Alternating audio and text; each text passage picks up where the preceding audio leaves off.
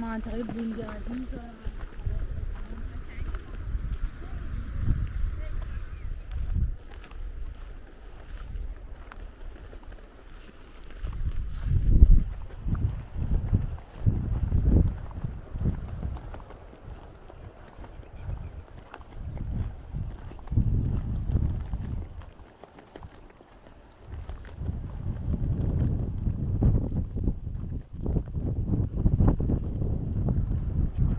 قیمت این قایقاتون چنده؟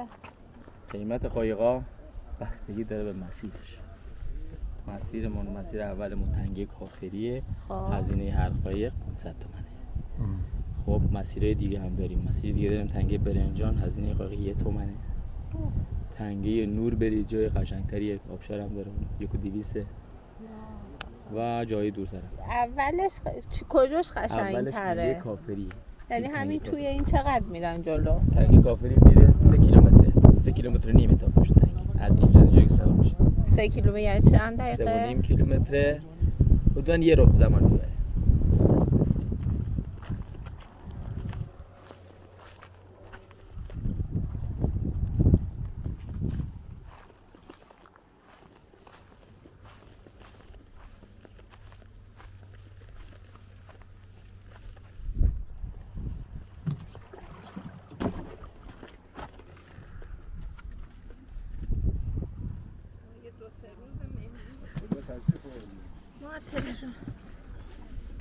کجا بشینیم که همینجا؟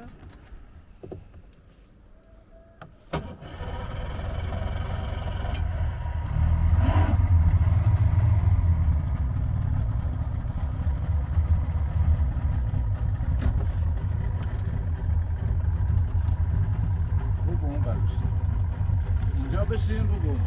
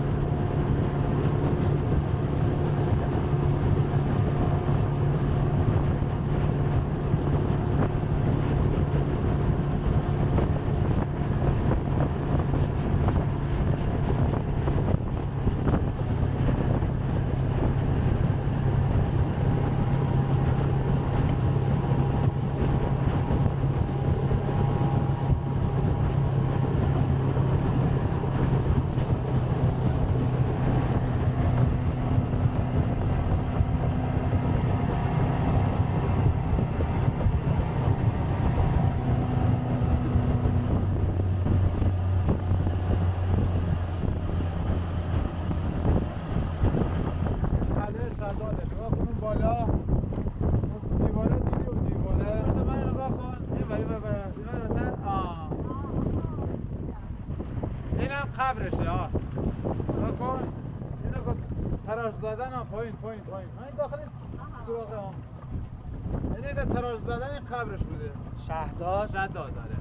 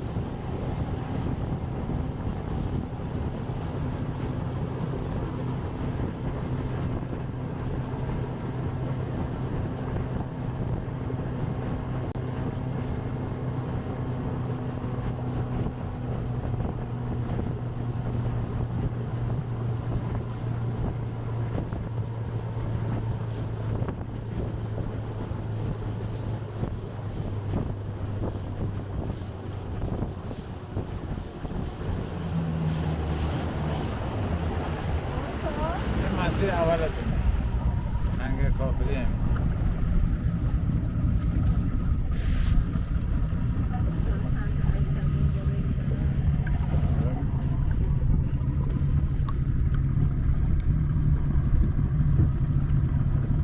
بکنم اینجا بارون میزنه خوشگل‌تر میشه. آره، دیگه. چون من عکساشو خوشگل‌تر دیده بودم.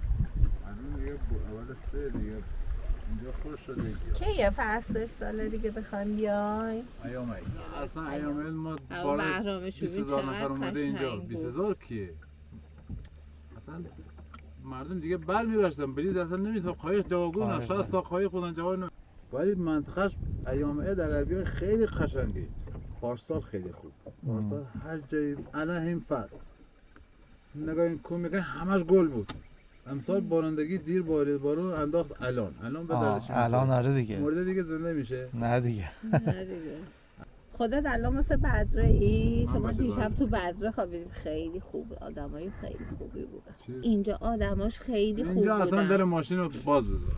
خیلی با محبت بودن، پیگیر واقعا خیلی خوب بودن. اصلا منطقه اینجا اصلا ماشین تا هم درش جا آره باز گفت بذار اصلا کس امنیت نمیشه. داره. امنیتش خیلی باله. اصلا میگوش چرا اینجا امنیتش باله؟ وسیله‌اش همه زمین. میرفتم قایق سواری من خودم میبردمش. میرفتم وسیله گوشی همشون زمین. گفتم آقا دست بهشون نزنی. اگه کسی من جواب میدم. هیچ کس دست نمیده. مردمش آره امنیت داشت خیلی دیشب. اینجا یه مشکلی داره، جادهش خوب نیست. ایام بارندگی اصلا مردم افتضاح بود. جادهش زمینش مال مردمه، نمیذاره. یه جاده اینجا زدن ولش کردن. بعد یکی دومیش هم آنتن‌دهیه. آنتن‌دهی گوشی آنتن نمیده. این کارتخوان اصلا امسال ما بیشترش خالی با چیز بود. کارت بود. یه دکه اونجا بود. سپاه میومد قطعش میکرد. عجب ضعیفش میکرد تا مردم نیان. بعد میگه حجاب رعایت نمیکنن، به خاطر همین میگن آنتن رو قطع میکنن، واسه خاطر این کارتخوان رو کار نکنه مردم برمیگردن. ولی ما نمیذاشتیم. میگفتیم آقا شماره کارت میدادیم فقط میبردیم. من خودم موتورم قویه. تا 17 نفرم سوار کردم. 18 نفر سوار کردم. 20 هم سوار کردم. شهرستان بدره اصلا خیلی برو تمام دنیا بپرس. اصلا مردمانش فرق میکنه. خدایش خیلی خوب بوده شهرتون، خوشگله شهرتون. من دیدم پارک بانوان داره، اصلا همینجور مونده بودم، گفتم واقعا توی مثلا چیز اینو ساختن، نشون میده که مردمشون خیلی با فرهنگن. 2 تا قهوه خونه دیدم که باز بود. آره کافی شاپای خوب داشت، خیلی چیز داره. شهرش کوچکه، تمیزم است. تمیزم است. کلا شهرستان خود بدره یه خیابون اصلی داره.